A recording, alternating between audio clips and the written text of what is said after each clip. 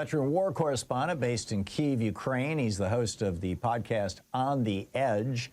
He's got a YouTube video blog as well. Philip Ittner, Philipittner, over on YouTube, and Ittner Philip on Blue Sky and on X. Phil, welcome back. Before we dig into how Ukraine is doing in the face of the Russian assault, I'm wondering what's the deal with these stories about people protesting Zelensky? It's very dense and very complicated. So I'm going to have to speak in some kind of broad strokes here. What happened earlier this week on Tuesday was that Zelensky's party, Servant of the People, in conjunction with some smaller parties in the Rada, the parliament here, forced through in an extraordinarily unusual manner and rapidly pushed through this bill, which takes two independent anti-corruption units, one called, and I always forget the acronym for it, SAPO, the Specialized Anti-Corruption Prosecutor's Office, and NABU, which is the National Anti-Corruption Bureau of Ukraine. These are two independent bodies that were investigating corruption. And what the bill did that was forced through so abruptly and to everybody's surprise, brought them back under the control of Zelensky's cabinet, basically the general prosecutor. I mean, we remember, part of this was the whole Biden thing with the general prosecutor getting fired because Biden insisted and the international community insisted, because centralized anti-corruption is oftentimes been abused in this country. It's kind of like you look long enough into the abyss and the abyss looks back into you. Right. It's often used as it becomes corrupted itself. That's why they had this separation. And what happened was it got forced through, sent to the president's office, signed, all basically in one day, which never happens here. Never. It takes weeks, if not months, to get a bill through the Rada. They argue about stuff all the time. So people just were furious, and they took to the streets. This is not why we stood up in Maidan in 2014. This is not why our boys are dying on the front line to defend democracy against an autocratic system. And it was a very ad hoc thing. People were genuinely angry. They took to the streets that Tuesday night. It was peaceful, nonviolent, no arrests. But they did it right in front of Zelensky's offices. I mean, they were right there. And then subsequently on Wednesday, more people came out onto the streets, not just in Kiev, but around the country.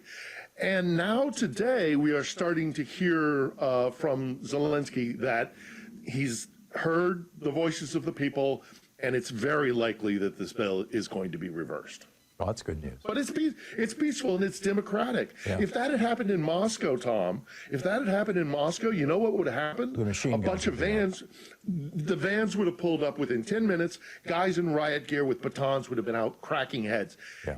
Despite the fact of what people like Charlie Kirk are saying or Marjorie Taylor Greene are saying, this is democracy in action. This is the right of the people for peaceful assembly.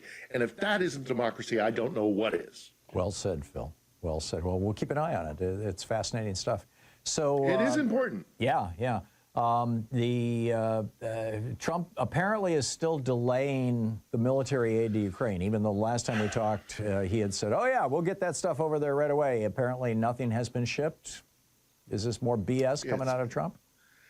I think it is more BS, Tom. I think he is doing what he always does. He procrastinates and he obstructs and he'll say one thing and in the end actually do another. He said a whole bunch of new refurbished Bradleys were supposed to be coming here, bought with European money. Goodness knows when we'll ever see that. We did get apparently some kits did arrive that will allow the Ukrainians to move forward with the F-16s.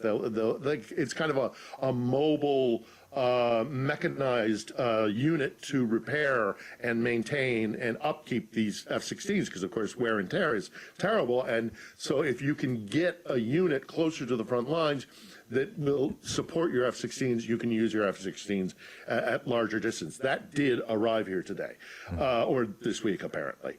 But yeah, I mean, Trump is talking a lot, but we're not really seeing it, as far as I'm aware. Yeah, that's very, very unfortunate. It's typical of him. How is the war going? And the last time we talked, Kyiv itself was under assault. How's that going?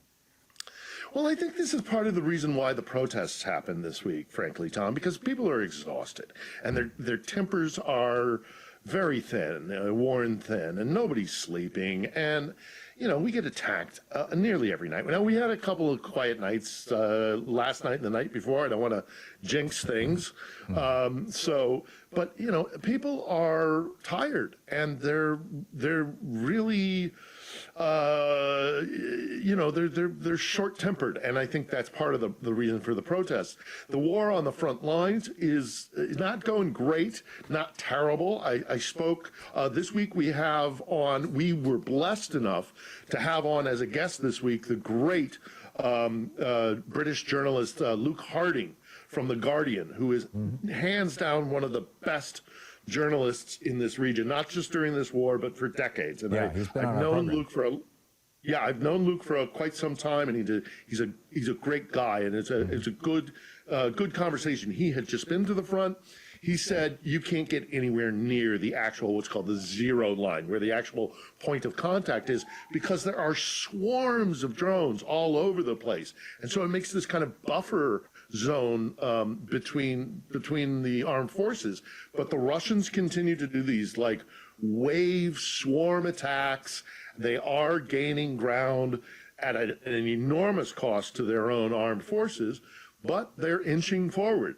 They're not getting close to some of these fortress cities, which will cost them even more.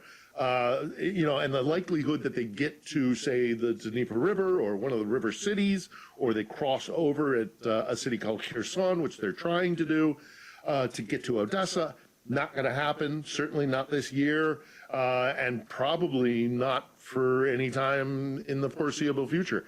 They've got a lot of territory and a lot of defenses that the Russians will have to go through to get to the strategic goals that they need to gain. So the 50 days that Donald Trump gave Putin, which is now down to in the neighborhood of 40, is not going to be the panacea that we feared it might be. Well, I don't even know what the 50 days deadline really that's is. Right. Yeah, I mean, Trump talks, it's just, and it's meaningless. Yeah, again. Taco. Yeah. Trump always chickens taco. out. Yeah. Okay. Well, keep safe, my friend, and thanks for the updates. I'll be here for you next week. You know. Yep. God willing. Yeah. There you go. God willing. The great Phil Ittner. Check out his YouTube video blog. Check out this week's one. It's a good one. Luke Harding is a fantastic guy. There you go. On the Edge is the title of the podcast. Phil, again, thank you so much. Anytime. Yeah, great talking to you. It's 14 and a half minutes past the hour. I'll be back with more of the news of the day and your calls.